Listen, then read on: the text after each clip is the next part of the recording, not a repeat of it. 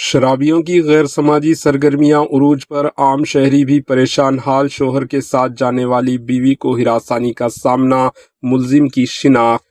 ریاستی دارالحکومت شہر حیدرآباد میں شرابیوں کی غیر سماجی سرگرمیاں اب عام شہریوں کے لیے ہراسانی کا سبب بنتی جا رہی ہے۔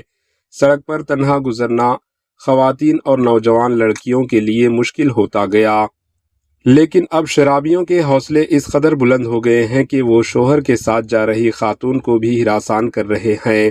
29 سالہ خاتون جو شوہر کے ساتھ گزر رہی تھی، اس خاتون کو شدید ہراساں و پریشان کیا گیا۔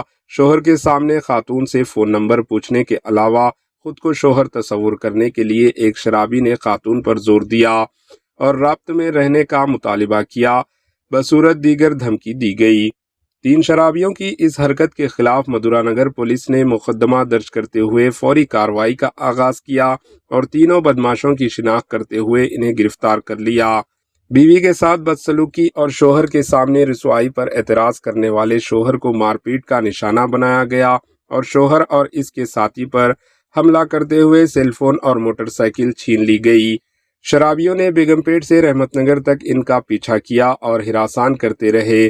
اس جوڑے کا تعلق ریاست آندھرا پردیش کے انگول سے بتایا گیا ہے، جو اپنے رشتہ داروں کے ساتھ بیگم پیٹ میں واقع کلب گئی تھی اور رات تقریباً 12 بجے واپسی کے دوران یہ واقعہ پیش آیا۔